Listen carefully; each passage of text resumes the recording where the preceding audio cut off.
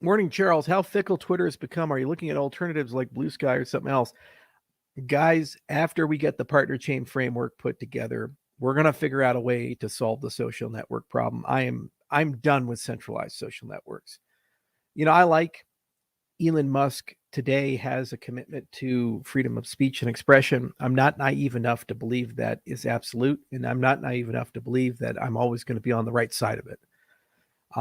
The problem is you live and die by whether that guy gets up on the left side of the bed or the right side of the bed. And I'm sorry to say that that's not sustainable.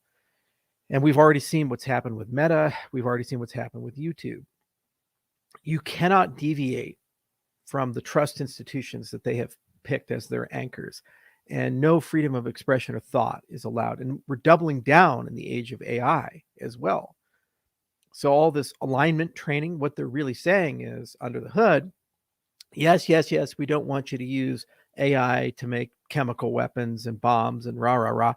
Oh, but also we don't want you to talk to AI and have a conversation about politics we disagree with.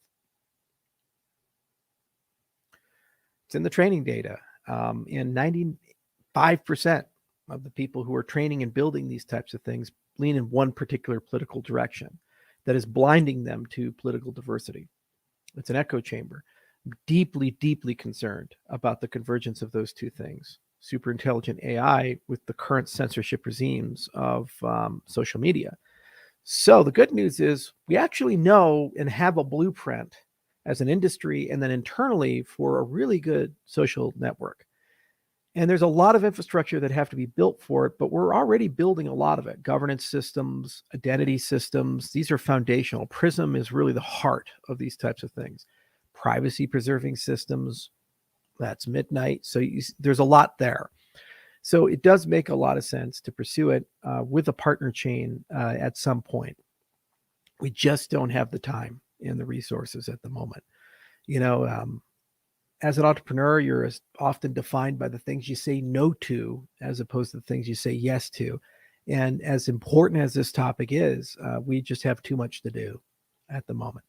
That's not going to be the case in the future. It's going to become front and center. And it's an area that I'd like to bring to the not just Cardano ecosystem, but across the totality of the cryptocurrency space. And I have a really good idea on how to do that. There's just a few missing pieces, and we'll have to approach it from a first principles. So what we're going to do is we're going to write a series of papers at some point on foundational concerns and really break it down and really run it through a product viewpoint, and then really think about the user experience and the information architecture and try to relate it to all the innovations that have occurred in the personal knowledge management world, like the stuff that's happened with Obsidian, the stuff that's going on with maps of content and linked notes and linked knowledge, these types of things, really connect that there.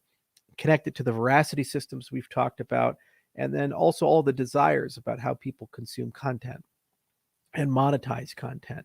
And there's a lot of NFT opportunities here as well.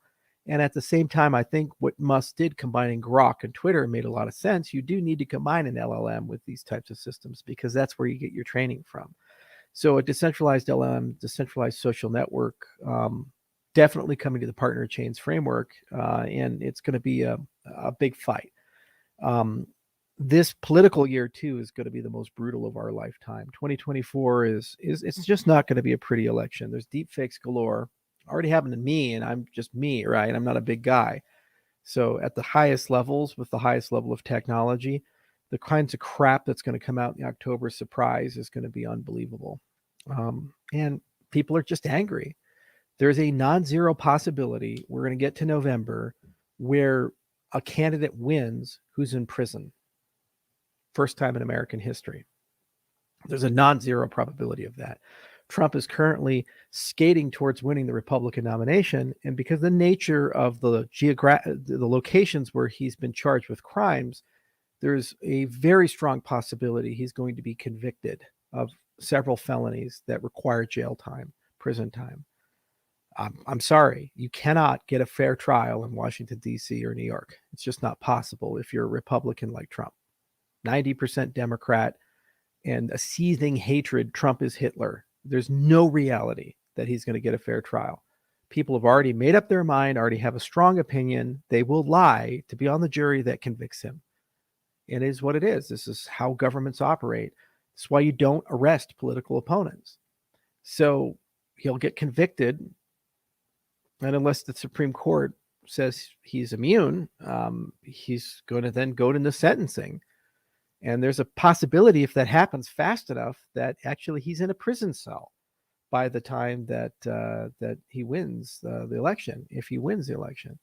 That is our reality this year. That's not healthy for a constitutional republic. It's not healthy for any semblance of a government that wants to have strong institutions and rule of law.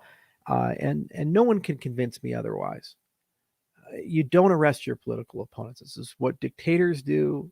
It's what every banana republic does. And we have a separate set of standards for people that occupy that particular political class. I understand that there are grievances, and I understand that other people feel that this man is literally Hitler. To me, he's always been a P.T. Barnum. It translates to exceedingly negative consequences to society as a whole, and the reaction is going to be a victim culture and censorship culture that we've never seen. People are going to get exceedingly aggressive with their actions and their statements. They're going to be censored, and they're going to get even more aggressive with their actions and statements because they feel that basically all the tech companies are in on it.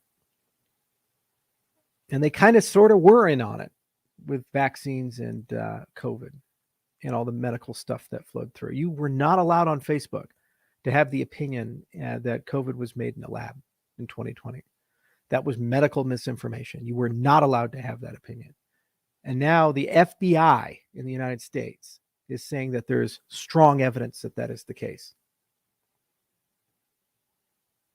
We remember. Okay. So we need to get our freedoms back, and it's not good enough complaining about it. And believe me, just electing the Orange Goblin is not going to solve any problems. It's just going to mean the other side now gets to beat up, and they're going to be just as vicious and brutal. And a lot of people are going to get arrested if Trump becomes president. There's no healing in this. There's no reconciliation in this. This is not a healthy society. What we have to do is take these powers back as people, and we have to begin moderating again and slowing down and de-escalating and de-escalating and de-escalating. Okay, stop arresting people. Stop burning people to the ground. Stop deplatforming people. Start listening to people. It's basic concepts, right? But we're not allowed to do that right now because all of these power structures are basically getting dug in, and they're going to war with each other. So decentralization would help solve this. And so I think it's a national priority that we get decentralized LLMs and decentralized social networks, or else they're going to be weaponized and be part of this conflict, and it'll escalate until it gets out of control.